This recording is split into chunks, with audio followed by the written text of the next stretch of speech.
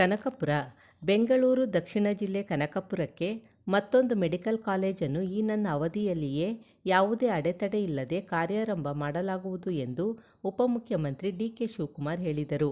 ಸೋಮವಾರ ತಾಲೂಕಿನ ಕೋಡಿಹಳ್ಳಿಯಲ್ಲಿ ನಡೆದ ಮನೆಯ ಬಾಗಿಲಿಗೆ ಬಂತು ಸರ್ಕಾರ, ಸೇವೆಗೆ ಇರಲಿ ಸಹಕಾರ ಎಂಬ ಜನಸ್ಪಂದನ ಕಾರ್ಯಕ್ರಮ ಉದ್ಘಾಟಿಸಿ ಮಾತನಾಡಿದರು. ತಾಲೂಕಿನ ಜನರಿಗೆ ಉತ್ತಮ ಆರೋಗ್ಯ ಕಲ್ಪಿಸುವ ಜವಾಬ್ದಾರಿ ನಮ್ಮದಾಗಿದ್ದು, ಖಂಡಿತವಾಗಿಯೂ ಮತ್ತೊಂದು ವೈದ್ಯಕೀಯ ಕಾಲೇಜು ಮಂಜೂರಾತಿ ಪಡೆದು ಕಾರ್ಯಾರಂಭ ಮಾಡುವ ಭರವಸೆ ನೀಡಿದರು. ಆನೆ ಹಾವಳಿ ತಡೆಗಟ್ಟಲು 50 ಕಿಲೋಮೀಟರ್ ದೂರದವರೆಗೆ ಶಾಶ್ವತ ತಡೆಗೋಡೆ ನಿರ್ಮಾಣವಾಗಿದೆ. ಇನ್ನೂ 50 ಕಿಲೋಮೀಟರ್ ದೂರದ ತಡೆಗೋಡೆ ನಿರ್ಮಾಣವಾಗಲಿದೆ. ದೊಡ್ಡಾಲಹಳ್ಳಿ, ಹುಣಸನಹಳ್ಳಿಯಲ್ಲಿ ಸೋಲಾರ್ ವಿದ್ಯುತ್ ಘಟಕವನ್ನು ಸ್ಥಾಪಿಸಲಾಗಿದೆ ಎಂದರು. ಮಂಗಳವಾರ ಕನಕಪುರದಲ್ಲಿ ಆಯೋಜಿಸಿದ್ದ ಜನಸಂಪರ್ಕ ಸಭೆಯನ್ನು ಡಿಸಿಎಂ ಡಿ.ಕೆ. ಶಿವಕುಮಾರ್ ಅವರಿಗೆ ಡೆಂಗ್ಯೂ ಜ್ವರ ಬಂದಿರುವುದರಿಂದ ವೈದ್ಯರು ವಿಶ್ರಾಂತಿ ಪಡೆಯಲು ಸೂಚಿಸಿರುವುದರಿಂದ ಮುಂದೂಡಲಾಗಿದೆ ಎಂದರು. ಕಾರ್ಯಕ್ರಮದಲ್ಲಿ ಡಿ.ಕೆ. ಸುರೇಶ್, ಇಕ್ಬಾಲ್ ಹುಸೇನ್, ಸುಧಾಮದಾಸ್, ವಿಜಯದೇವ್, ಎಸ್. ರವಿ, ಗ್ರಾಮ ಪಂಚಾಯಿತಿ ಅಧ್ಯಕ್ಷ ಲೋಕೇಶ್, ಜಿಲ್ಲಾ ಪಂಚಾಯಿತಿ ಅಧ್ಯಕ್ಷ ಬಸಪ್ಪ, ಜಿಲ್ಲಾ ಆರೋಗ್ಯ ರಕ್ಷಣಾ ಸಮಿತಿ ಸದಸ್ಯ ರೂಪ, ಜಿಲ್ಲಾಧಿಕಾರಿ ಯಶವಂತ್ ವಿ. ಗುರುಕಾರ್, ಜಿಲ್ಲಾ ಪೊಲೀಸ್ ವರಿಷ್ಠಾಧಿಕಾರಿ ಶ್ರೀನಿವಾಸಗೌಡ, ರಾಯಚಂದ್ರ ರವಿ ಸೇರಿದಂತೆ ಜಿಲ್ಲಾ ಹಾಗೂ ತಾಲೂಕು ಮಟ್ಟದ ಅಧಿಕಾರಿಗಳು ಭಾಗವಹಿಸಿದ್ದರು. ಸೋಷಿಯಲ್ ಮೀಡಿಯಾದಲ್ಲಿ ಮಾತಾಡ್ತಾರೆ, ಟಿವಿಗಳಲ್ಲಿ ಮಾತಾಡ್ತಾರೆ. ಅವ್ರು ಮಾತಾಡೋದೇ ನಾವು ಉತ್ತರ ಕೊಡ್ಲಿಕ್ಕೆ ಆಗೋದಿಲ್ಲ. ಯಾರೋ ಒಬ್ಬರು ಮಾತಾಡ್ತಾರೆ. ಏನೋ ತಪ್ಪುಗಳಿದ್ದರೂ ನಡೀತದೆ. ನನ್ಗೆ ಗೊತ್ತಿರ್ಬೇಕಂದ್ರೂ ತಪ್ಪು ನಡೀತದೆ, ಶಿವಕುಮಾರ್ ಅವ್ರು ಗೊತ್ತಿರ್ಬೇಕಂದ್ರೂ ತಪ್ಪು ನಡೀತದೆ, ಅಥವಾ ನಾವೇ ತಪ್ಪು ಮಾಡ್ತೇವೆ. ಸೊ ನಮಗೆ ಯಾರು ಏನಾರ ಹೇಳಿದಾಗ ನಾವು ಕೇಳಬೇಕಾಗ್ತದೆ ಕೆಲಸದಲ್ಲಿ. ಆ ತಪ್ಪುಗಳನ್ನ ತಿದ್ದುಕೊಂಡು ನಿಮ್ಮ ಸೇವೆಯನ್ನ ಪ್ರಾಮಾಣಿಕವಾಗಿ ಮಾಡಲಿಕ್ಕೆ ನಾನಿರ್ಬೋದು, ಡಿ.ಕೆ. ಶಿವಕುಮಾರ್ ಇರ್ಬೋದು, ಖಂಡಿತ ಸಿದ್ಧರಾಗಿದ್ದೇವೆ. ನಿಮ್ಮ ಮನೆ ಮಕ್ಕಳಾಗಿದ್ದೇವೆ, ನಾವು ಪ್ರಾಮಾಣಿಕವಾಗಿ ಮಾಡ್ತೇವೆ ಅಂತಕ್ಕಂಥ ಮಾತನ್ನು ನಾನು ಸಂದರ್ಭದಲ್ಲಿ ಬಯಸ್ತೇನೆ. ಯಾರು ಹೇಳ್ತಾ ಇಲ್ಲ ನಮ್ಮೂರಿಗೆ ಶುದ್ಧಕ್ಕೂ ಹೇಳಿದ್ರೆ ಘಟ್ಟ ಇಲ್ಲ, ನಮ್ಮೂರು ಕೊಡಿಸಿ.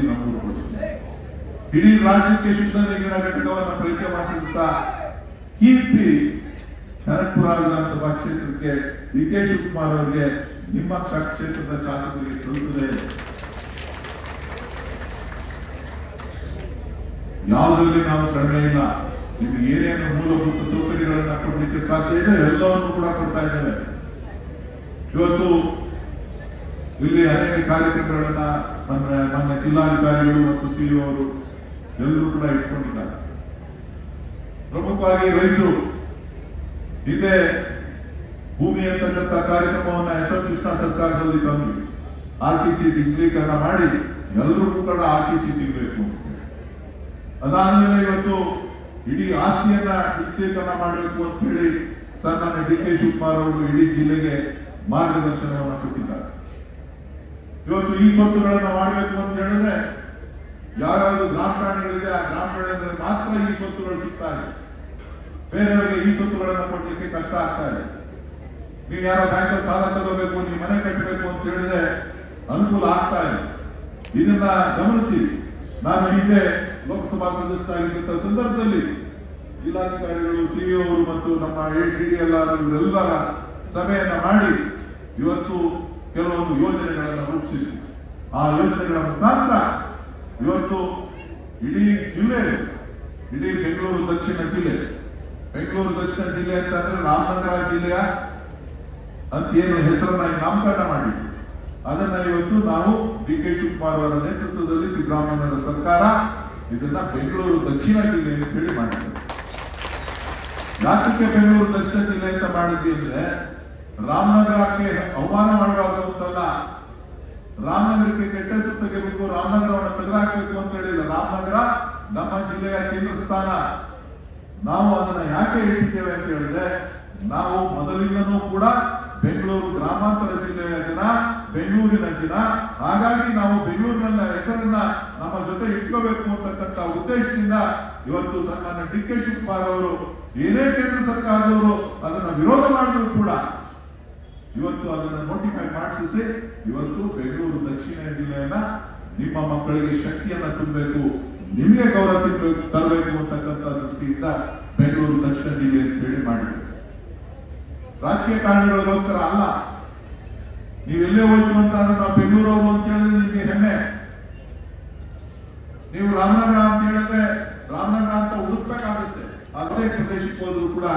ನಿಮ್ಮನ್ನ ಗುರುತಿಸ್ತಕ್ಕಂಥ ವಿಧಾನವೇ ಬೇರೆ.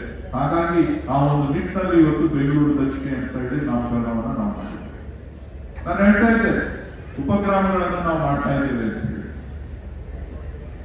ನೀವು ಆಸ್ತಿಗಳಿಗೆ ಹೋಗಿ ಈ ಖಾತವನ್ನು ಪಂಚಾಯತಿನ ತಗೋಬೇಕು ಅಂತಂದ್ರೆ 5,000 ಕೊಡಿ, 10,000 ಕೊಡಿ, 25,000 ಕೊಡಿ, 30,000 ಕೊಡಿ ಅಂತ ಹೇಳಿ ನಿಮ್ಮ ಹತ್ರ ಪೀಡಿಸ್ತಾರೆ.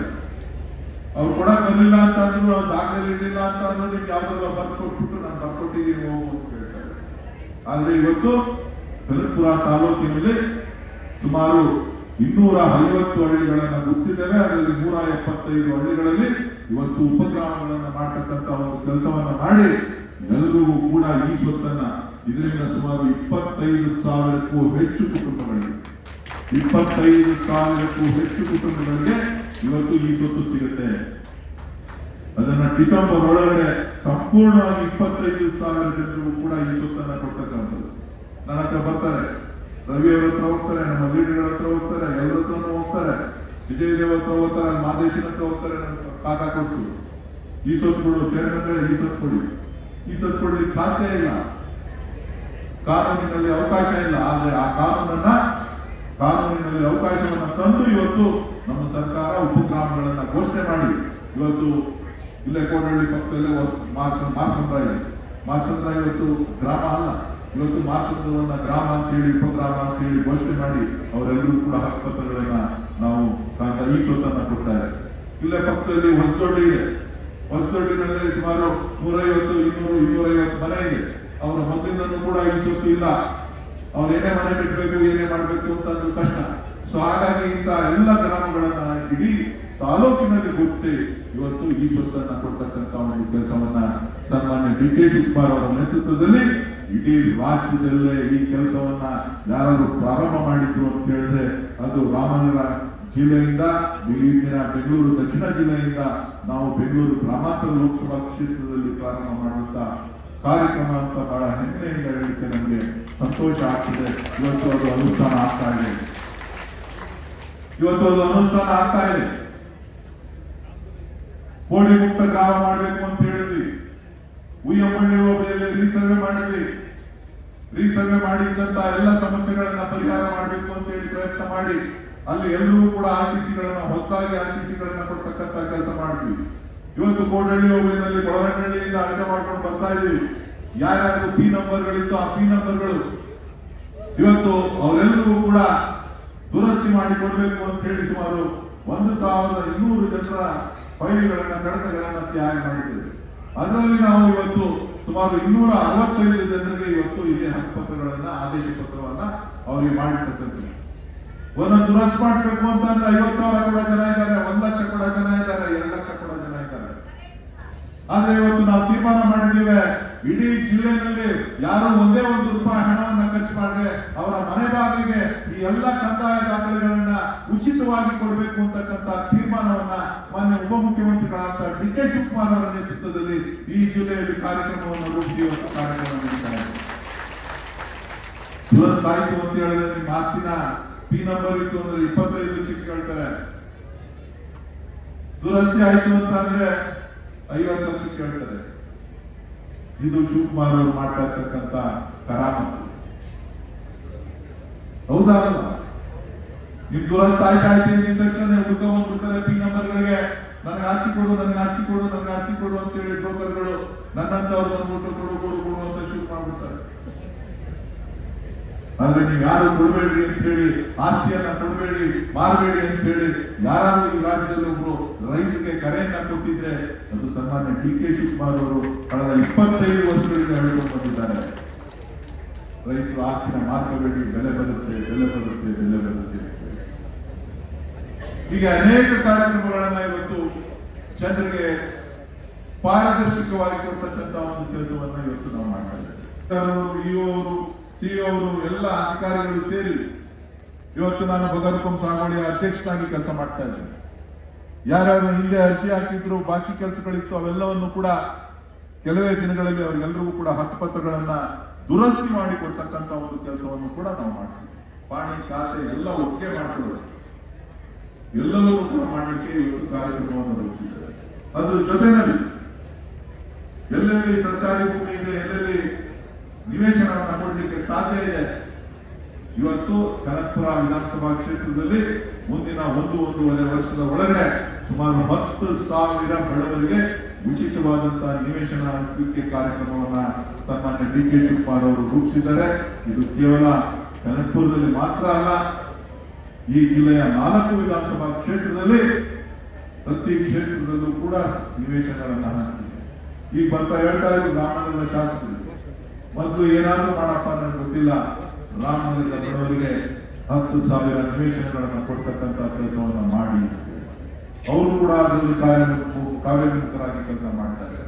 ಹೀಗೆ ನಮ್ಮ ಸರ್ಕಾರ ಬಡವರ ಪರವಾಗಿ, ರೈತರ ಪರವಾಗಿ ಎಲ್ಲ ವರ್ಗದ ಜನರ ಹಿತವನ್ನ ಕಾಪಾಡಬೇಕು ಅಂತ ಹೇಳಿ, ಶಾಲೆಗಳನ್ನ ಉನ್ನತೀಕರಣ ಮಾಡಬೇಕು ಅಂತೇಳಿ CSR ಮುಖಾಂತರ ಒಂದು ಗುಣಮಟ್ಟದ ಶಾಲೆಗಳನ್ನ ಕಟ್ಟಲಿಕ್ಕೆ, ವಿದ್ಯಾರ್ಥಿಗಳಿಗೆ ಒಳ್ಳೆಯ ಶಿಕ್ಷಣವನ್ನ ಕೊಡಬೇಕು ಅಂತೇಳಿ ಇವತ್ತು CSR ಶಾಲೆಗಳನ್ನ ನಮ್ಮ ಜಿಲ್ಲೆಯಲ್ಲಿ ಸುಮಾರು 20 ಪ್ರದೇಶಗಳಲ್ಲಿ ಪ್ರಾರಂಭ ಮಾಡಿದ್ದೇವೆ. ಕೆಲಸ ನಡೀತಾ ಇದೆ. ಇನ್ನು 1-1.5 ವರ್ಷದಲ್ಲಿ ಕೆಲಸ ಮುಗಿದು ಎಲ್ಲರಿಗೂ ಕೂಡ ಗುಣಮಟ್ಟದ ಶಿಕ್ಷಣವನ್ನ ಕೊಡ್ತಕ್ಕಂಥ ಒಂದು ವ್ಯವಸ್ಥೆಯನ್ನ ನಾವು ಮಾಡ್ಕೊಳ್ತೇವೆ. ಕಾರಣ ಏನು ಅಂತ ಹೇಳಿದ್ರೆ, ಶಿಕ್ಷಣದ ವ್ಯವಸ್ಥೆಯಲ್ಲಿ ಬಲಿಷ್ಠ ಮಾಡಬೇಕು. ಮಕ್ಕಳು ಕೂಡ ಅವರೆಲ್ಲ ಬಡವರಿಗೂ ಕೂಡ, ರೈತರ ಮಕ್ಕಳಿಗೆ, ಕೂಲಿ ಕಾರ್ಮಿಕರ ಮಕ್ಕಳಿಗೂ ಕೂಡ ಗುಣಮಟ್ಟದ ಶಿಕ್ಷಣವನ್ನ ಸಿಗಬೇಕು ಅಂತಕ್ಕಂಥ ಉದ್ದೇಶದಿಂದ ಇವತ್ತು ನಾವು ಕಾರ್ಯಕ್ರಮವನ್ನು ರೂಪಿಸ್ತಾ ಇದ್ದೇವೆ. ಹೀಗೆ ಅನೇಕ ಕಾರ್ಯಕ್ರಮಗಳು. ಇವತ್ತು ನೀರಾವರಿ ಇಲಾಖೆಯ ಸಚಿವರಾಗಿ ಇವತ್ತು ಸಾಕಷ್ಟು ಕೆಲಸ ಕಾರ್ಯಗಳನ್ನ ಈ ತಾಲೂಕಿನಲ್ಲಿ ಸುಮಾರು 1,000 ಕೋಟಿಗೂ ಹೆಚ್ಚು ಅನುದಾನವನ್ನ ನೀರಾವರಿ ಇಲಾಖೆಯಿಂದ ಮಂಜೂರಾತಿಯನ್ನ ಮಾಡಿಸಿ ಕೆಲಸ ನಡೀತಾ ಇದೆ. ಆ ವಿಚಾರಗಳನ್ನ ಮಾನ್ಯ ಉಪಮುಖ್ಯಮಂತ್ರಿಗಳೇ ಹೇಳ್ತಾರೆ, ನಾನು ಅಷ್ಟೇ ಮಾತನಾಡ್ಲಿಕ್ಕೆ ಹೋಗೋದಿಲ್ಲ. ತಾವು ಯಾರ್ಯಾರು ಅರ್ಜಿಗಳನ್ನು ತಂದಿದ್ದೀರಿ, ಆ ಅರ್ಜಿಗಳನ್ನ ಸಾಲಾಗಿ ಒಂದು ಭಾಷಣ ಆದಮೇಲೆ ನೀವು ಬಂದು ನಿಮ್ಮ ಅಹವಾಲುಗಳನ್ನ ಎಲ್ಲ ಅಧಿಕಾರಿಗಳು ಇಲ್ಲೇ ಇರ್ತಾರೆ, ಎಲ್ಲರೂ ಕೊಟ್ಟೋಗಿ ಅದಕ್ಕೆ ಏನು ಬೇಕು ಪರಿಹಾರವನ್ನು ಕೊಡುವಂತ ಕೆಲಸವನ್ನ ನಮ್ಮ ಸರ್ಕಾರ ಖಂಡಿತವಾಗಿ ಮಾಡ್ತದೆ ಅಂತಕ್ಕಂಥ ಮಾತನ್ನ ಈ ಸಂದರ್ಭದಲ್ಲಿ ಹೇಳ್ತಾ, ತಾವೆಲ್ಲರೂ ಕೂಡ ಬಂದಿರ್ತಕ್ಕಂಥವ್ರಿಗೂ ಕೂಡ ಊಟದ ವ್ಯವಸ್ಥೆಯನ್ನು ಕೂಡ ಮಾಡಿದ್ದಾರೆ. ಎಲ್ಲರೂ ಕೂಡ ತಾಳ್ಮೆಯಿಂದ ಇದ್ರೆ ತಾಳ್ಮೆಯಿಂದ ಕೂತಿದ್ದು ಹೋಗ್ತಾರೆ. ರಾತ್ರಿ ನಾವು ಇಲ್ಲಿಂದ ಹೋದಾಗ ಕ್ಯಾನ್ಸಲ್ ಮಾಡ್ಬಿಡ್ತೀನಿ ಅಂತ ಹೇಳಿ ಕೊನೆಗೆ ಎಲ್ಲ ಅರೇಂಜ್ಮೆಂಟ್ಸ್ ಆಗಿದೆ, ಬಂದು ಒಂದು ಅಟೆಂಡ್ ಮಾಡ್ಬಿಟ್ಟು ಇವತ್ತಿಂದ 3 ದಿನ ಎಲ್ಲ ಕಾರ್ಯಕ್ರಮಗಳನ್ನು ಕ್ಯಾನ್ಸಲ್ ಮಾಡಿ ಅಂತ ಹೇಳಿ, ನಾಳೆ ಕನಕಪುರ ಕ್ಯಾನ್ಸಲ್ ಕಾರ್ಯಕ್ರಮವನ್ನು ಕೂಡ ರದ್ದು ಮಾಡಿ ಇವತ್ತು 3 ದಿನ 4 ದಿನ ರೆಸ್ಟ್ ತಗೊಳ್ಳಿ ಅಂತ ಹೇಳಿ ನಾನು ಕೂಡ ಒತ್ತಾಯ ಮಾಡಿದ್ದೇನೆ. ಸೊ ಹಾಗಾಗಿ ಎಲ್ಲರೂ ಕೂಡ ತಾಳ್ಮೆಯಿಂದ ಇರಿ. ನಿಮ್ಮೆಲ್ಲ ಅರ್ಜಿಗಳನ್ನ ಪರಿಶೀಲನೆ ಮಾಡ್ತಾರೆ, ಈಸ್ಕೊಡ್ತಾರೆ, ನಿಮ್ಮ ಕಷ್ಟಕ್ಕೆ ಸ್ಪಂದಿಸ್ತದೆ ಅಂತಕ್ಕಂಥ ಮಾತನ್ನ ಹೇಳ್ತಾ, ಹಿಂದೆ ಇರ್ತಕ್ಕಂಥ ಮುಖಂಡರು ಯಾರು ಮೇಲ್ಮೇಲ್ಬೇಕು ಎಲ್ಲರ ನೆಚ್ಚಿನ ನಾಯಕರು, ಈ ಕ್ಷೇತ್ರದ ಶಾಸಕರಾದಂತಹ ಡಿ.ಕೆ. ಶಿವಕುಮಾರ್ ಸಾಹೇಬ್ರೆ, ಇನ್ನೋರ್ವ ನಮ್ಮೆಲ್ಲರ ನೆಚ್ಚಿನ ನಾಯಕರು, ಯುವ ಮುಖಂಡರು, ಬೆಮಲ್ನ ಅಧ್ಯಕ್ಷರಾದಂತಹ ಡಿ.ಕೆ. ಸುರೇಶ್ ಸಾಹೇಬ್ರೆ, ಯುವ ಮುಖಂಡರು, ಯುವ ನಾಯಕರು, ವಿಧಾನ ಪರಿಷತ್ನ ಸದಸ್ಯರಾದಂತಹ ಎಸ್. ರವಿರವರೇ,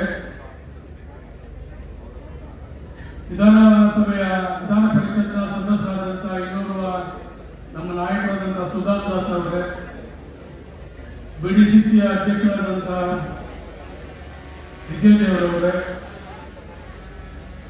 ವಿಶ್ವನಾಥ್ ರವರೇ, ಅಧಿಕಾರಿ ವೃಂದದವರೇ, ತಾಯಂದಿರೇ, ಮಾಧ್ಯಮ ಮಿತ್ರರೇ, ಸ್ನೇಹಿತರೆ, ಬಹಳ ಪವಿತ್ರವಾದಂತಹ ಒಂದು ಪೂಜಾ ಕಾರ್ಯಕ್ರಮ ಇವತ್ತು ನಾವೆಲ್ಲರೂ ಕೂಡ ನಮ್ಮ ಊರು ಕೂಡಳಿಗೆ ನಾವೆಲ್ಲರೂ ಕೂಡ ನೋಡ್ತಾ ಇದ್ದೀವಿ. ಜನರ ಸೇವೆ, ಜನಾರ್ದನ ಸೇವೆ ಅಂತ ಹೇಳಿ ಇವತ್ತು ನಾವೆಲ್ಲರೂ ಕೂಡ ನಿಮ್ಮ ಋಣವನ್ನು ತೀರಿಸುವಂತ ಕೆಲಸ ಮಾಡ್ಬೇಕಂತ ಹೇಳಿ ಈ ವೇದಿಕೆಗೆ ನಾವೆಲ್ಲರೂ ಕೂಡ ಸಾಕ್ಷಿಯಾಗಿದ್ದೇವೆ.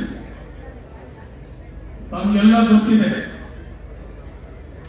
ನಮ್ಮೂರು ಕೂಡಳಿ ಯಾವ ರೀತಿ ಇತ್ತು, ಇವತ್ತು ಯಾವ ಮಟ್ಟಕ್ಕೆ ನಾವೆಲ್ಲರೂ ಕೂಡ ಕಾಣ್ತಾ ಇದ್ದೀವಿ, ಎಷ್ಟೊಂದು ಅಭಿವೃದ್ಧಿಗಳು ಕೆಲಸಗಳನ್ನ ಸಾಗ್ತಾ ಇದೆ.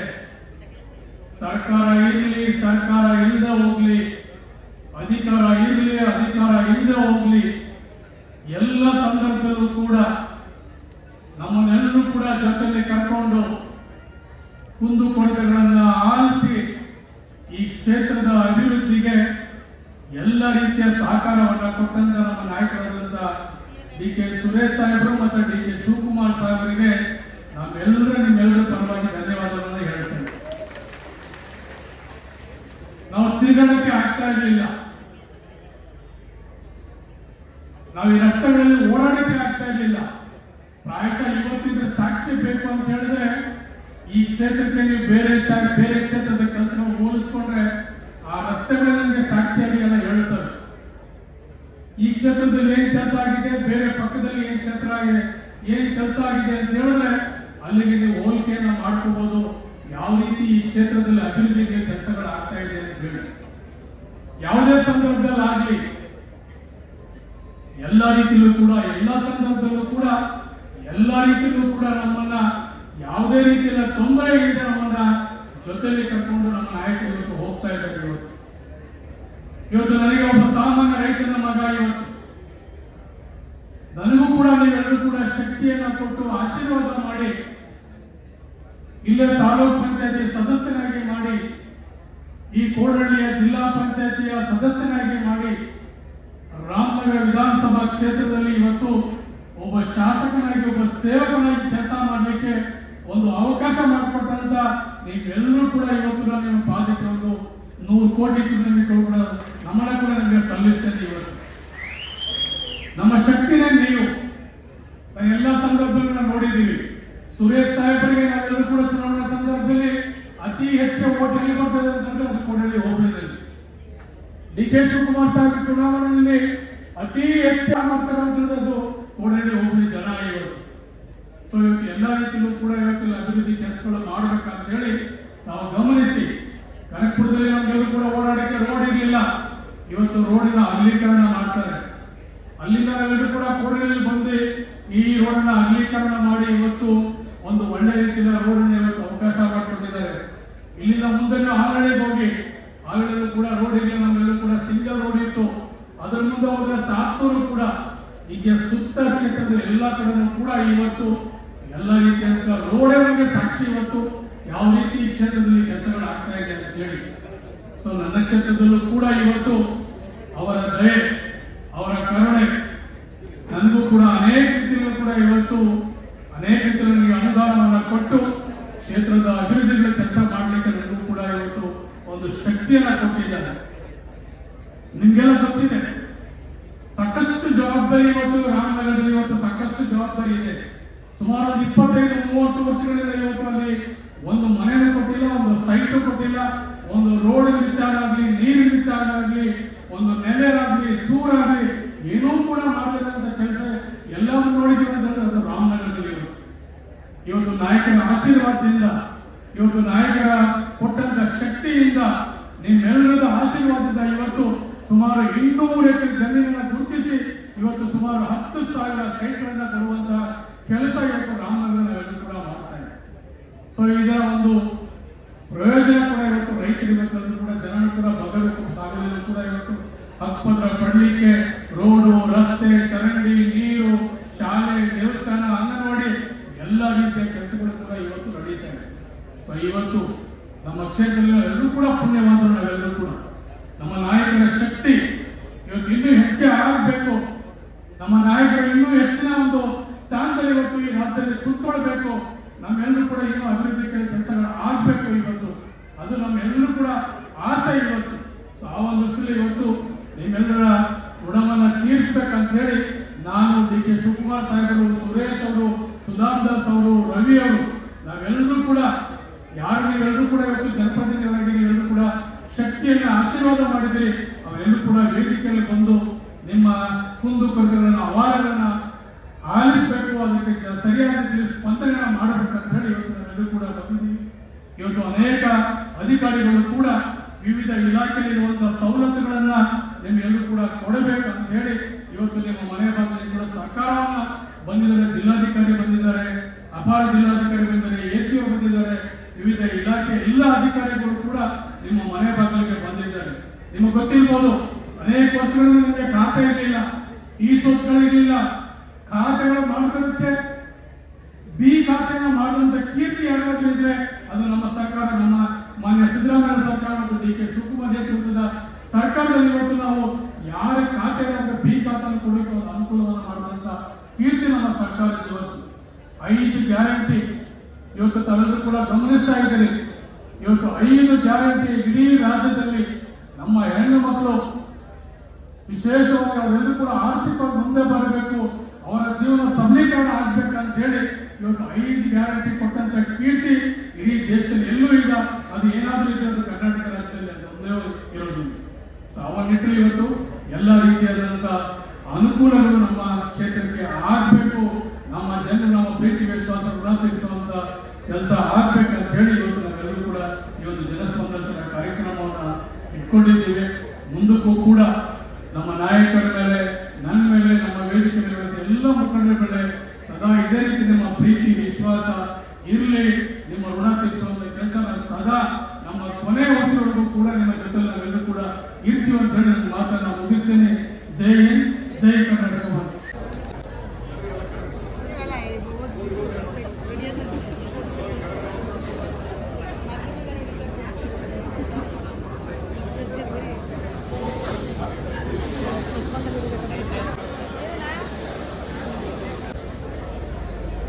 ಜನಪ್ರಿಯ ನಾಯಕರು,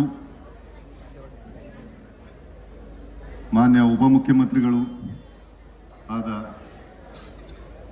ಶ್ರೀಮಾನ್ ಡಿ.ಕೆ. ಅಂಗನವಾಡಿನಲ್ಲಿ ಒಂದೆರಡು ಸಭೆ ಉದ್ದೇಶಿಸಿ ಮಾತನಾಡಿದೆ. ಕೋಡಿಹಳ್ಳಿ ನಮ್ಮೆಲ್ಲರಿಗೂ ಅತ್ಯಂತ ವಿಶೇಷ. ಯಾಕಂದ್ರೆ ನಾನು ರಾಜಕೀಯಕ್ಕೆ ಶಾಸನಸಭೆಗೆ ಹೊಸಬಾರನು. ನಮ್ಮ ಕುಟುಂಬಕ್ಕೆ ರಾಜಕೀಯ ಹೊಸದಲ್ಲ.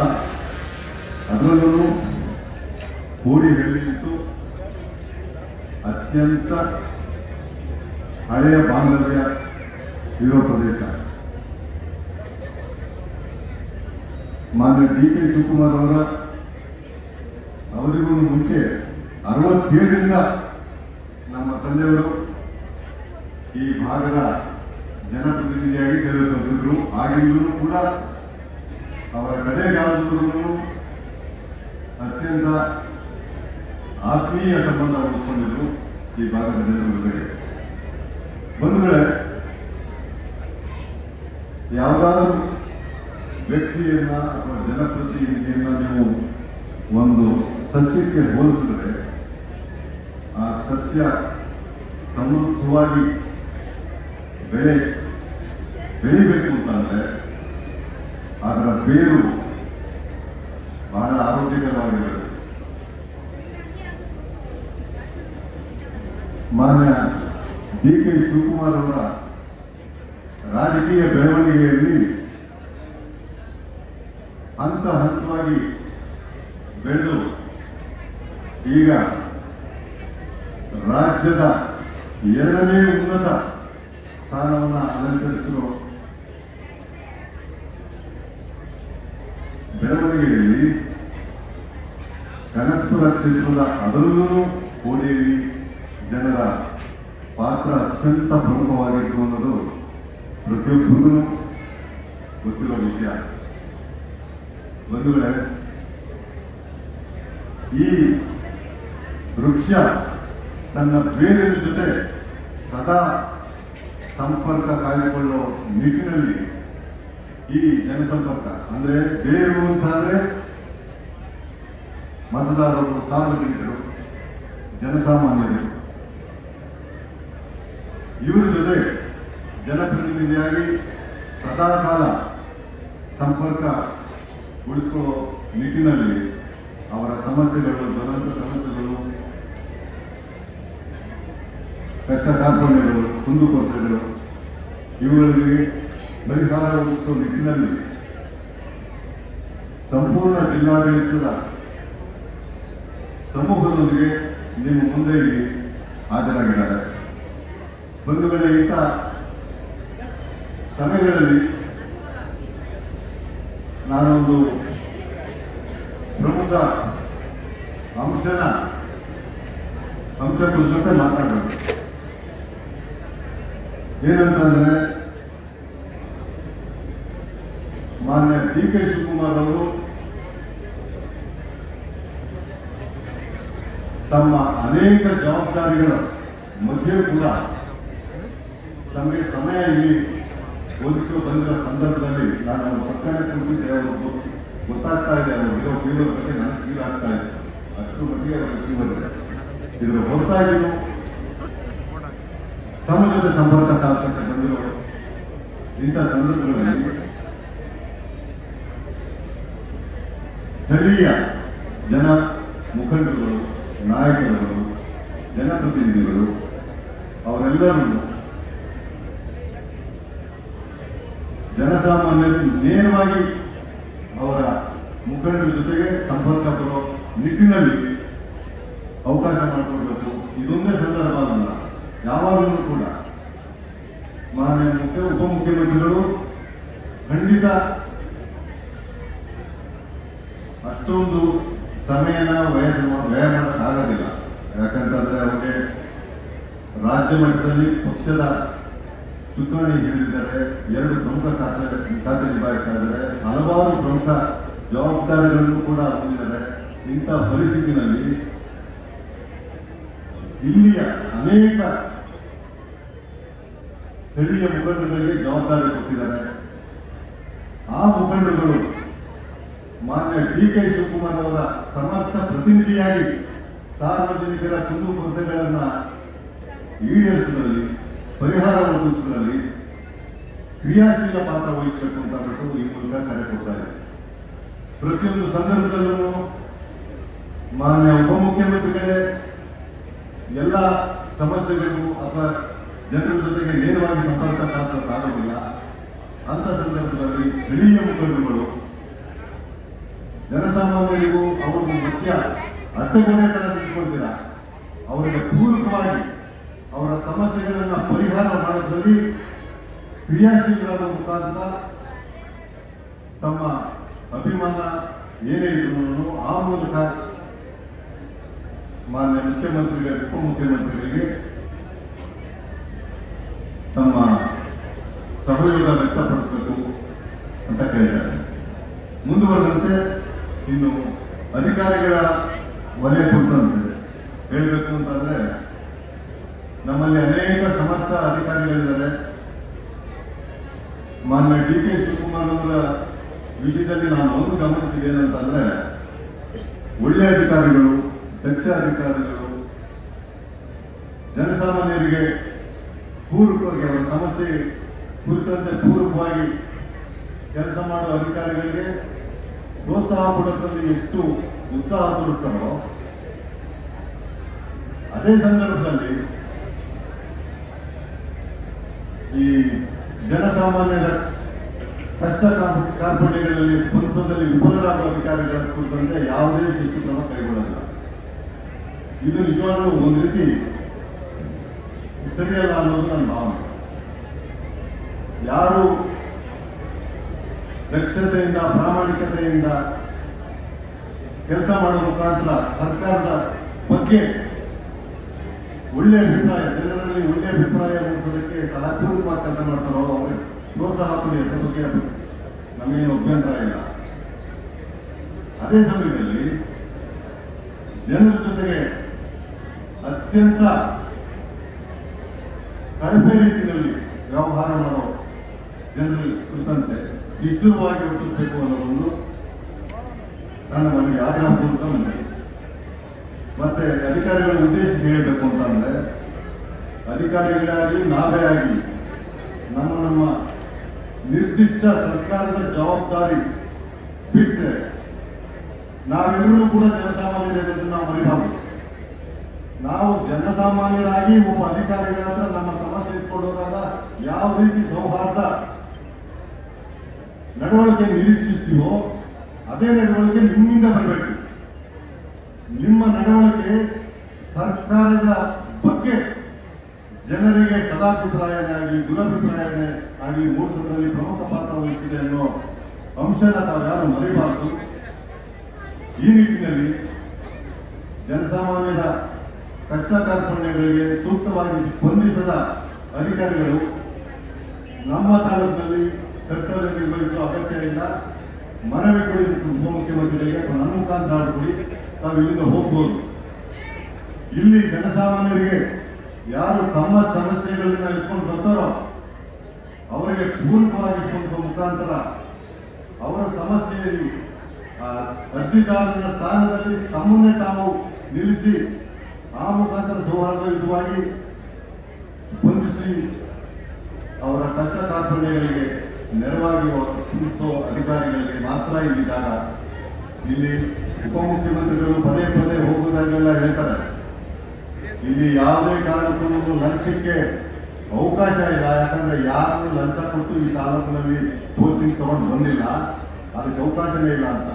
ಇದರ ಹೊರತಾಗಿ ಸಾರ್ವಜನಿಕರಿಂದ ಈ ಕುರಿತಾಗಿ ದೂರು ಬಂತು ಅಂತಂದ್ರೆ ಅತ್ಯಂತ ನಿಷ್ಠುರವಾಗಿ ಅವ್ರ ವಿರುದ್ಧ ಶಿಸ್ತು ಕ್ರಮ ಕೈಗೊಳ್ಳಬೇಕಾಗ್ತದೆ. ಉಳಿದಂತೆ ಯಾರು ಪೂರ್ವಕವಾಗಿ ಸ್ನೇಹಪರವಾಗಿ ಸೌಹಾರ್ದಯುತವಾಗಿ ಸಾರ್ವಜನಿಕರೊಂದಿಗೆ ಯಾರು ಕಷ್ಟ ಕಾರ್ಪಣ್ಯಕ್ಕೆ ಸ್ಪಂದಿಸ್ತಾರೋ ಅವರಿಗೆ ನಮ್ಮ ಪ್ರೋತ್ಸಾಹ ಸದಾಕಾಲ ಇರ್ತದೆ. ಸದಾಕಾಲ ತಮ್ಮ ಸಮಸ್ಯೆ ಕುರಿತಂತೆ ಉಪಮುಖ್ಯಮಂತ್ರಿಗಳನ್ನು ಮಾತ್ರ ಅವಲಂಬಿಸಿದೆ. ಮಾನ್ಯ ಡಿ ಕೆ ಸುರೇಶ್ ಅವರಿದ್ದಾರೆ, ನಾನಿದ್ದೀನಿ, ಮಾನ್ಯ ಎಸ್ ರವಿ ಅವರಿದ್ದಾರೆ, ಇಕ್ಬಾಲ್ ಹುಸೇನ್ ಅವರಿದ್ದಾರೆ. ಅವರ ಹತ್ರ ಬಂದಾಗಲೂ ನಮ್ಮ ಕೈಲಾದಷ್ಟು ನಮ್ಮ ಯೋಗ್ಯತಾನುಸಾರ ಸಾಮರ್ಥ್ಯದಾನುಸಾರ ಪೂರ್ವಕವಾಗಿ ಸ್ಪಂದಿಸ್ತೀವಿ. ಮಾನ್ಯ ಉಪಮುಖ್ಯಮಂತ್ರಿಗಳು ಮತ್ತಷ್ಟು ದೊಡ್ಡ ಜವಾಬ್ದಾರಿ ಒಂದು ಅವಕಾಶ ಇರೋದ್ರಿಂದ ಅಂತ ಸಂದರ್ಭದಲ್ಲಿ ನಾವೆಲ್ಲರೂ ಈ ಒಂದು ಹರ್ಷದಾಯಕ ಬೆಳವಣಿಗೆಗೆ ನಮ್ಮ ನಾಯಕರಿಗೆ ಪೂರಕವಾಗಿ ಸ್ಪಂದಿಸುವ ಮುಖಾಂತರ ಅವರ ಸಾಮರ್ಥ್ಯ ಉತ್ತರ ಕೆಲಸ ಮಾಡಿ ತಾಲೂಕಿಗೆ ಕ್ಷೇತ್ರಕ್ಕೆ ಒಳ್ಳೆಯ ನಿಟ್ಟಿನಲ್ಲಿ ನಾವೆಲ್ಲ ಕ್ರಿಯಾಶೀಲರಾಗೋಣ ಅಂತ ಹೇಳಿ ನಾನು ಮಾತನ್ನು ಮುಗಿಸ್ತಾ ಇದ್ದೀನಿ. ಜೈ ಹಿಂದ್, ನಮಸ್ಕಾರ.